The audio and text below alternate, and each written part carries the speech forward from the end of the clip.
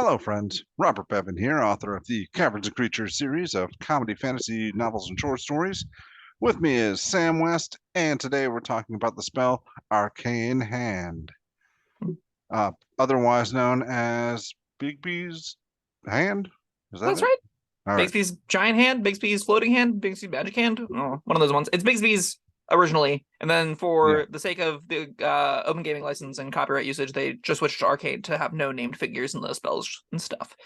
Fun little lore tidbit about why these spells have different names. Yes. Yeah. It means if you want to write about this in your own homebrew books and sell them to people, go nuts. Arcane Hand's on the table. It's a 5th level, 1 action cast time, 120-foot range, 1 minute concentration spell for wizards only. You get a large hand of shimmering translucent force in an unoccupied space you can see within range. It lasts for a minute, and you can move it around at your command, mimicking the movements of your own hand, which is neat, but very just flavorful. The hand is an object with an AC of 20, hit points equal to your hit points, which is super sweet. I love that. Those words are fun. If it drops to 0, the spell ends. It has a strength of 26 and a dex of 10. Whenever you cast the spell and as a bonus action on your subsequent turns, you can move the hand up to 60 feet. Notably, this is an action to cast, so it will take you an action to cast the first time, bonus action to move it every turn after that. You can move the hand up to 60 feet and then do one of these 4 effects. You get Clenched Fist. So as a bonus action or an action, whenever you cast this, you get one of these effects. Clenched Fist, it strikes a creature, makes a melee spell attack using your game statistics. So if you're you use your intelligence modifier and plus your proficiency bonus to hit. And deals 48 force damage on hit, so at its baseline. If we look at no further than this is a 5th level upcast version-ish of Spiritual Weapon. That's pretty good. But it keeps going. So now we have Forceful Hand as the next option. You can attempt to push creature within 5 feet of it in a direction of your choice. It makes a contested strength athletics check, and I'd like to remind you it has a strength of 26. It attempts to grapple, or it attempts to push using the contested strength athletics, and if the target is medium or smaller, you get advantage on the check. So it has advantage and a strength of 26. If you succeed, it pushes it 5 feet, plus a number of feet equal to 5 times your spellcasting ability modifier. Wow. That is a very large distance. Most of the time in the upper tiers, that's going to be 30 feet. And that's just like a yeet. Like, this is going to push things across into holes that are very far away. Like, normally, I'm not a huge fan of short pushes, but whenever they're long, whenever all of a sudden the creature didn't think it was in danger of being pushed off the side of the ship, is just off the ship, that's pretty notable. Let me stop you. You can push this in a direction of your choice. Yes. Make a check with the hands contested by the athletics. If the target is medium or smaller, you have an advantage. If you succeed, it pushes the target up to 5 feet plus a number of feet equal to 5 times your spellcasting modifier, and then it moves with it. And it's the direction of your choice. So you can push it up, you can push it down, you can throw it 30 feet outward, you can throw it directionally, like diagonally that way, and it just like yeets it. And I think it's really fun to like take it mostly up and over. So like you send it 30 feet skyward and then it falls. Because it doesn't say horizontally, it says direction of your choice. Nifty, but Bob, but wait, we're not even halfway. Well, we are halfway done. We're exactly halfway done. Because next is Grasping Hand, which is a attempt to grapple a huge or smaller creature within 5 feet of it, using its strength score to resolve the grapple. If it's medium or smaller, you have advantage on the check. Nifty. While it's grappling the target as bonus action each turn, you can crush it and just deals 2d6 plus your spellcasting modifier bludgeoning damage. So you get to grapple a thing. If it stays in the grapple against the 26 strength hand, you can just squeeze it every single turn for a bonus 2d6 plus 4 or 5 damage. That's pretty baller. And then finally, there's Interposing Hand. It sticks itself between you and a target, and it moves to stay between you and the target, providing you with half cover against the target. It can't move through the hand space if its strength score is less than or equal to the hand's strength score. No checks allowed. It just says, is your strength higher than a 26? Sorry, do not pass go, do not collect $200. If it's higher than the strength score, it can move towards you through the hand space, but it's difficult terrain. So it gives you like a little 5-foot difficult terrain. But I mean, listen, if you're fighting against things with CR or with strength of 28 or 30, don't ever use Interposing Hands against it. That easy. This mode is, I have a really hard time comprehending when you would want to use Interposing Hand versus all the other options. But we'll just finish all the rest of the spell text. So it also says at higher levels, the Clenched Fist gives a bonus 2d8 damage, and a bonus 2d6 for Grasping Hand. That damage scales really well. So like 2d8 per spell level is a big deal, especially on a bonus action. This thing has a 6th level option doing 68 damage as a bonus action. For a 7th, you're doing 8d8. If we look to Arcane Sword, which is doing 3d10, we just point and laugh. We just point and laugh because all that does is 3d10 damage, and this does 8d8. Ooh, and then does other things. Yeah, I love this spell. This spell's sweet. Yeah, this is a good one. This is I like the versatility, and Just so many things. if you want to do damage, you even got two damage options. You know, the clenched fist that gives you more, correct? Yep. But what's the other one? The grasping hand, is it? Yes. That now that does a bit of damage, but it also grapples them. So you have to grapple them first, and then while Oh, they're grappled, you can squeeze them as a bonus action. okay. So it's like a two-step process to do damage with the grasping hand. But it also grapples somebody. I think honestly that's probably the worst of these options. I think that's the option you're gonna lose Well, the I mean, least. it's one, yeah, but it's still there. It's an it doesn't option, hurt the and spell to exist. it's not useless. Yep. You know, and then all right. Well, listen, while someone is grappled, this is still a physical hand. Are they kind of protected then, like from outside attacks, or I mean, so does it give them cover? rules as written, no. Rules as Yeah. written, whatever creature it's grappling, you can still see and manage no problem. It's a translucent force. So like I'm sorry, translucent is just like the visibility of it. Right. And it's a force, and it's technically a large hand with like a strength and hit points and stuff. So like I would probably rule based off your facing how much cover this large hand provides. You can also be like, I wanted to like lay down flat and like pinch. So like there are ways you can manipulate because it's a hand, right? So how you get the large flat object to meander to grapple somebody is like it's entirely up to your business. Like maybe it's just like a this, maybe it's a this. I'm just wondering if if you wanted to grapple it, give it a little squeeze yourself, and then have your pals wail on it. Like, would I don't they think have that'd be to? a problem. I think you'd have a very easy time just being like grapple it, and you hold it like this, and then your buddies have all that space to just beat the shit out of it. Right. It's neat that we can just visibly show how this spell works because it's just a big old hand. What else we got? We got that's straight up damage. We got grappling with some damage. Forceful is the 30-foot shove. The 30-foot I say 30 foot. It varies, but it's at least 20, probably 30, 35 at the top end, which is sweet. Yeah, that is absolutely sweet. That's I didn't even think about shoving somebody up into the air. That's an option. That's also a damage option. Right. Ball damage does real damage. With walls of fire and tangles or gravity whatever's, then that's being able to shove somebody that far where you want them is something we don't see often enough.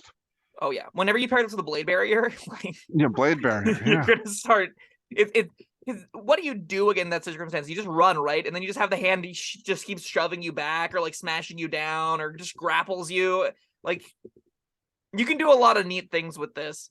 There's also like there are rules for moving with a grappled creature, and like I'm interested. Like if you've got somebody grappled, let me check. A grapple creature speed becomes 0. The condition ends with the grapple is incapacitated. So, like, I can't think of a good reason why this couldn't move the creature with it, which seems really good. Like, I think there could be some really fun times where you grapple it, and then it's grappled by the creature, and then you just drag it around. Because you like rules is written, I believe you can move grappled creatures. It seems I've read about that before. Yeah, it's either maybe it's attached to a feat or something. When you move, so according to the PHP and the internet, whenever you move, you can drag or carry a grappled creature with you, but your speed's halved.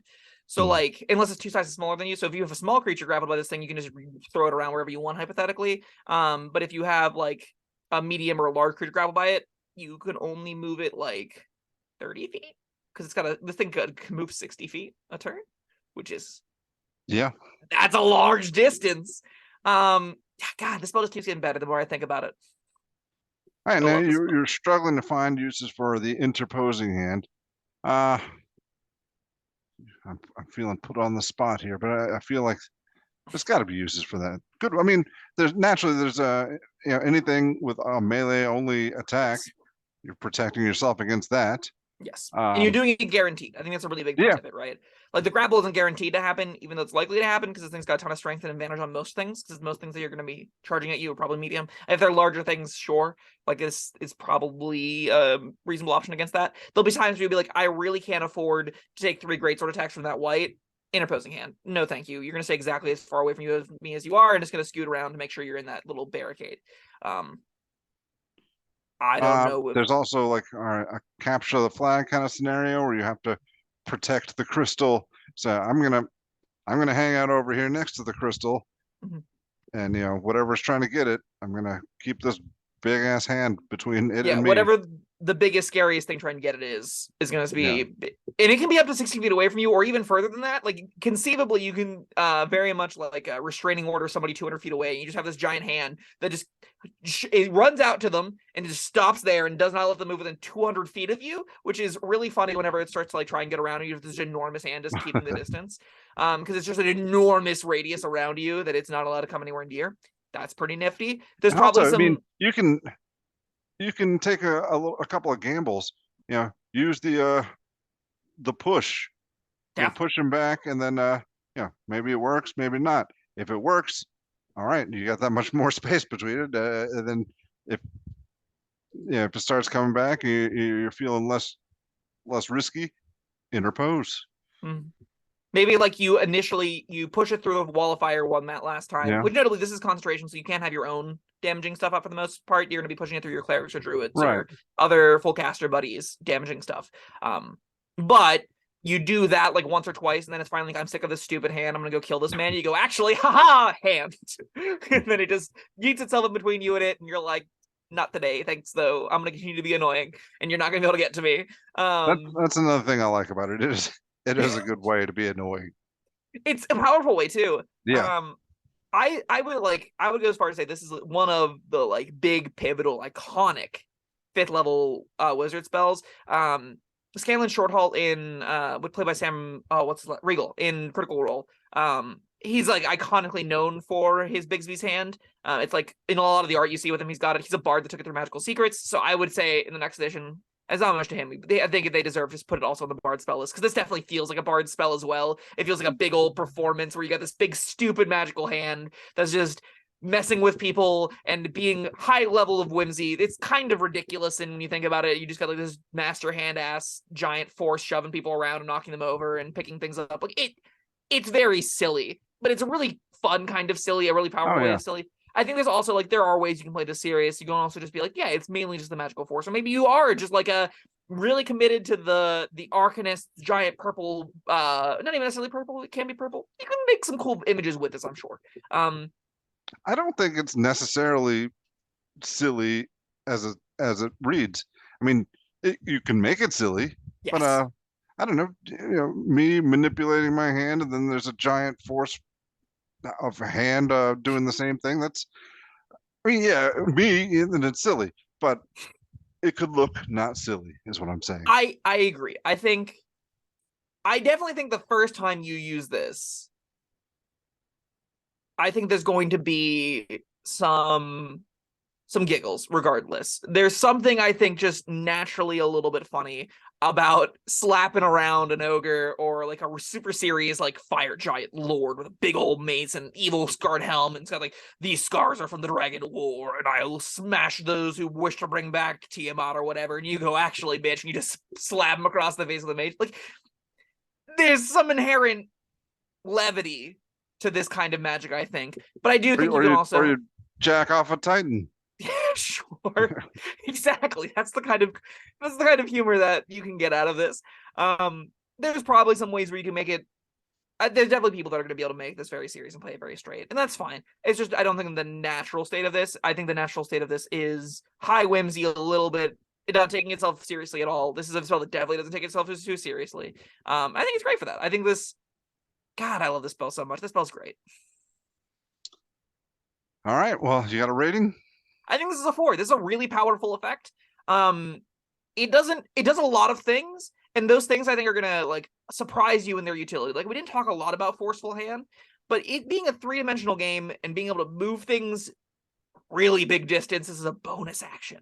Like bonus action, and you just keep doing it. You can do it to different creatures, and it really likes to interact with the environment. And that's super fun. And then all the other modes, just even in the White Room, whacking someone for 48 damage around as a floor is a really good floor. So like there's gonna be a lot of juice to be gotten here. Your DM's gonna have to be like, oh god, I have to this stupid 60 HP hand. Like I don't wanna And we didn't even touch on the HP level, right? And the HP is your HP, which means like, do I take the tough feat? Do I want a really robust hand because it doubles its effectiveness? Kind of. Are things attacking the hand? Do I care? It's got an AC of 20. If it attacks it, it's kind of upside. There's some neat give and take and play with it that lets you. It scales really well with the game as you gain HP. It will always be something your DM has to be like, oh, what is the hand going to be doing? And you're probably going to have even some chats to be like, how does the grapple movement work? It doesn't technically have a speed because I'm manipulating it with movement. Can it move things while that it's grappling with grappling hand? How does exactly interposing hand work as far as like its positioning, how cover is changing? There's going to be some logistical road bumps every once in a while you probably have to get over. And again, your DM's definitely going to have to think about it more than once throughout the course of the game, but it doesn't like, it's not introducing completely new wild game breaking elements that we haven't seen before. It's still going to be like Gust is a bonus action to shift things, or Gust of Wind, I should say. You got, like I said, Spiritual Weapons, a bonus action to smack things. These are kind of known quantities. This is just a really good version that mixes a lot of them together, and that's very powerful. Yeah, it's not. It doesn't feel like a lot of things where you got a couple different effects, but they're all diluted. This one, they're all really good. Yeah. Yeah. For the what? Go ahead. No, go for it. Give me the Keep rating. talking. No, I was gonna give it a 5. Yeah, But, we didn't even touch on what it. else didn't we talk about? It's got a 120-foot range. You can just Yeah. like drop this down in the middle of the back line and just beat up some archers while you're, doing what else you want to be doing. Like, that seems sweet. Yeah. God, it smells cool. All right. Yes. 5 from me. But that was Arcane Hand. Thank you, Sam, and thank you everyone for joining us. Bye-bye. That was my Arcane Hand. Thank you for watching. If you found this helpful, informative, or entertaining, I'd really appreciate it if you hit the like button below. You needn't smash it, a gentle tap will suffice. If you want to see more videos like this, subscribe to the channel. And make sure you check out the links in the description where you'll find my Caverns and Creatures series of comedy fantasy novels, Sam's full review of the spell, and other fun things.